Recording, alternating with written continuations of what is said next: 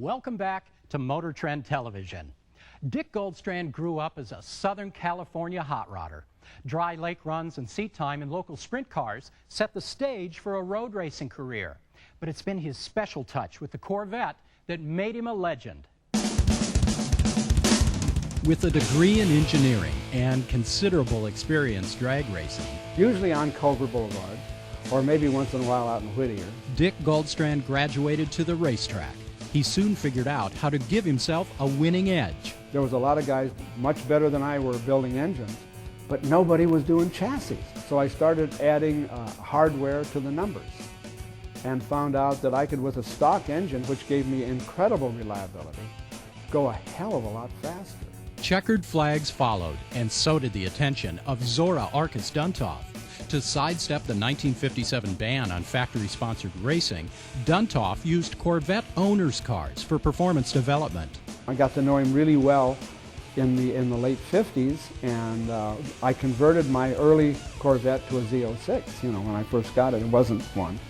And he was very helpful and very instrumental in getting me a lot of programs with Chevrolet and with the Corvettes. It was the beginning of a lifelong friendship and engineering partnership.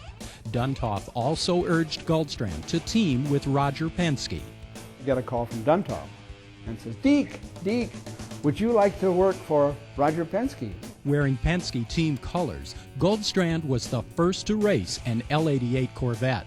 It was the 1966 24 Hours of Daytona, and things got interesting after co-driver George Winterstein tangled with another car. So he brings it in, and this is like midnight or 1 in the morning, and the headlights are off. Well, Penske stuffs me in the car, and I take off and go right off the end of the racetrack, out into the mud and the dirt, you know, and I'm going, I can't drive. You know, I drove it back in, I can't drive, it's pitch black. Black flagged for having no forward lights. Didn't say how strong they had to be. Penske had flashlights taped to the hood. Guldstrand still couldn't see, but he locked on to the first taillights he saw and never let go. I set a track record for GT cars at about 2 in the morning because it was a prototype Ferrari that I'd hooked up with and couldn't let go. Guldstrand's racing successes helped him launch his own engineering firm in 1968 on the infamous Thunder Alley. That shop was strictly a race shop. It was just where I worked on my race cars and so on. But it started developing into other things. Other guys wanted me to build race cars for them. So it kind of evolved. The shop that I needed turned into a very commercial enterprise, and then out of the development of the parts came my catalogs. Chevrolet's new C4 Corvette for '84 borrowed heavily from Guldstrand's advanced 5-link rear suspension. In '85, Guldstrand introduced his own C4, the 375 horsepower GS80. The 475 horsepower GS90 followed in 1995. For 2003, Chevrolet has a special edition anniversary Corvette with unique paint, interior leather, and badging. But Guldstrand's 50-year relationship with the car compelled a stronger statement. With only 50 cars being produced, the Guldstrand Signature Edition Corvette will be a rare sight. Under hood, it resurrects the legendary 427. It was putting out about 560 horsepower, but we had to tone it way down to make it legal and drivable, so we dropped it to 500 horsepower, 520 pound-feet of torque. It's absolutely addicting. With an attention-grabbing exhaust note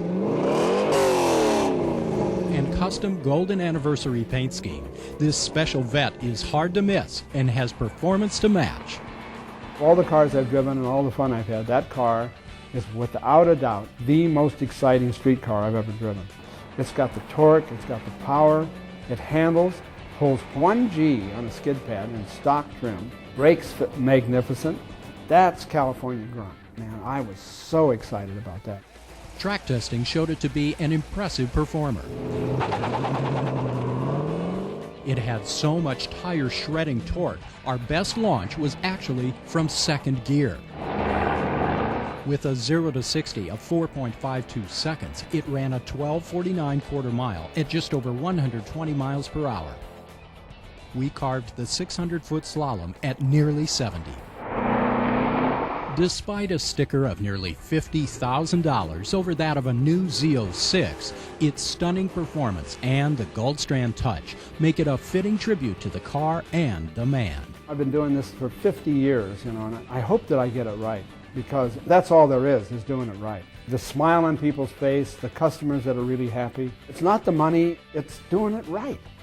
It's the pride and accomplishment that we had as early Americans that I hope to God we still have today. The official 50th anniversary of the Corvette will be June 30th, 2003. Motortrend Television will be back after these messages.